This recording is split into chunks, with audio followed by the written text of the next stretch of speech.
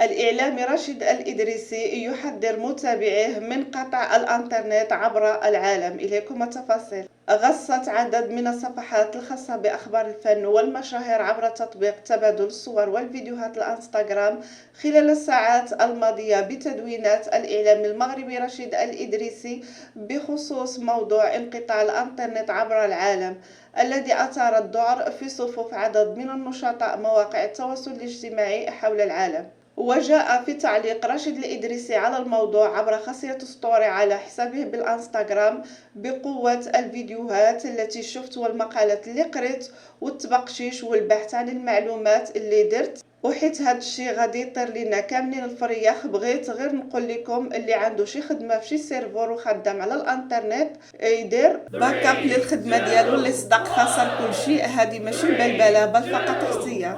وختم الإدريسي تدوينته قائلا: ويمكرون ويمكر الله والله خير الماكرين. صدق الله العظيم. وتدوينة الإدريسي قد أحدثت جدلا كبيرا في صفوف متابعي الصفحات التي أعادت تداولها على نطاق واسع، وأن المواقع التواصل الاجتماعي كانت قد غصت خلال الأيام الماضية بفيديو لعرافة لبنانية شهيرة كانت قد تنبأت بقطع الإنترنت عن العالم خلال نهاية العام الجاري بسبب عاصفة شمسية، إضافة إلى مقطع فيديو يروج لقطع الإنترنت عن العالم بتاريخ 11 من شهر أكتوبر المقبل، وهو الفيديو التضليلي الذي تمت تجزئته عن الفيديو الأصلي الذي بث عام 2018 عبر قناة MBC، والذي استضاف خلاله مقدم البرنامج أحد الخبراء السعوديين في الاتصالات، والذي كذب حين خبر قطع الإنترنت، موضحا أن الإنترنت مقبل والأول مرة على تغيير مفاتيح